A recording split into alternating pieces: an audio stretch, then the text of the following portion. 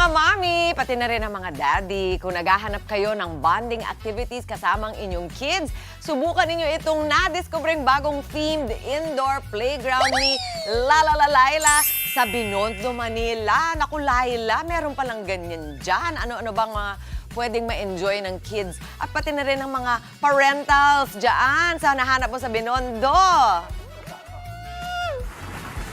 Asan na? Ay, naku, ayun na nga, Mami Chiki. Napanood nyo ba ako mag-slide dito sa parang megaphone na yan? O, di ba? Bongga-bongga. Andito tayo ngayon sa Kiddie Club PH in Binondo, Manila. Nako, kakatisod. Sayang di natin naihabol ng Chinese New Year kasi alam nyo ba, nung December lang to nag-open. At eto, ang aking mga kumare kasi sabay-sabay nating tetestingin kung mommy or parent-friendly o tita-friendly nga ba etong Kiddie Club PH. Ay, di ba? So, nandito tayo sa soft play area nila o yung kanilang ball pit area na may mga obstacle course. Ayan.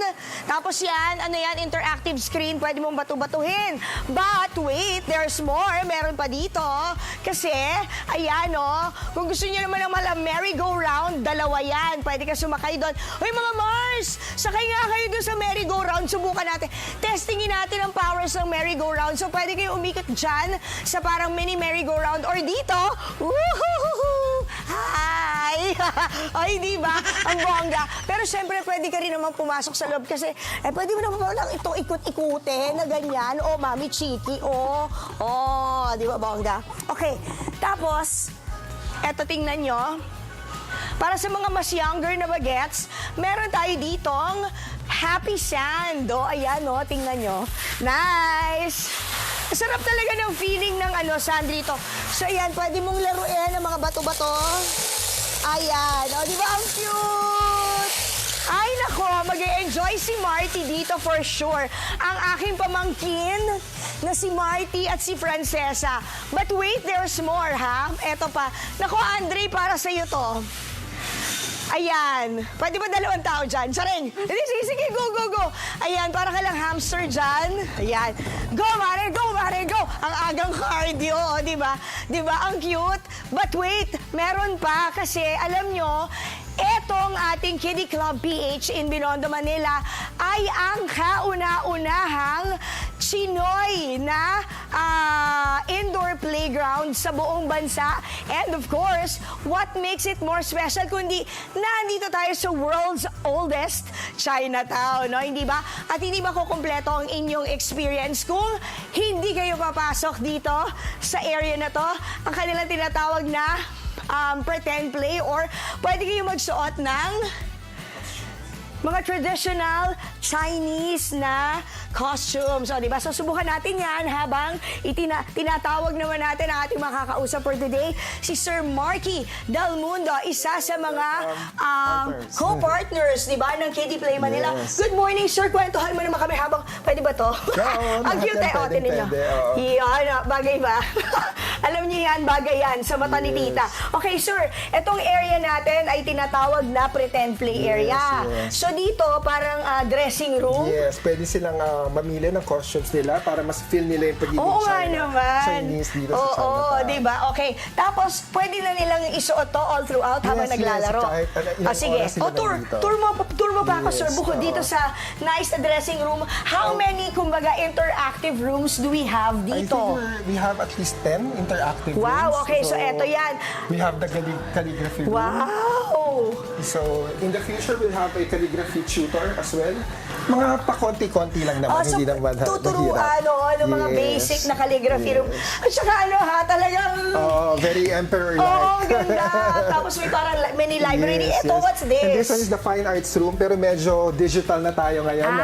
So, you can play around here and color So, some... kumbaga, ang drawing ngayon ay hindi na coloring book Hindi katulad na, ng hindi panahon na, ni digital Tita. na. Ang Oo. coloring ngayon ay daliri na lang. Correct. Ang galing. Tapos may screen kayong ganyan. Yes. Ano yan? Pag pinindot mo, may mangyayari? Hindi na. Hindi wala nood-nood lang. ganyan yan, Okay. nood-nood. Sige. Next, saan ba tayo pupunta, And sir? then we have the jump room. And this one is the pretend kitchen. Ay! Ito yung traditional Chinese Ang kitchen. cute, tingnan nyo kasi Yes. meron pa silang steamer. Pwede kang magluto ng ay! Oh, wag ka!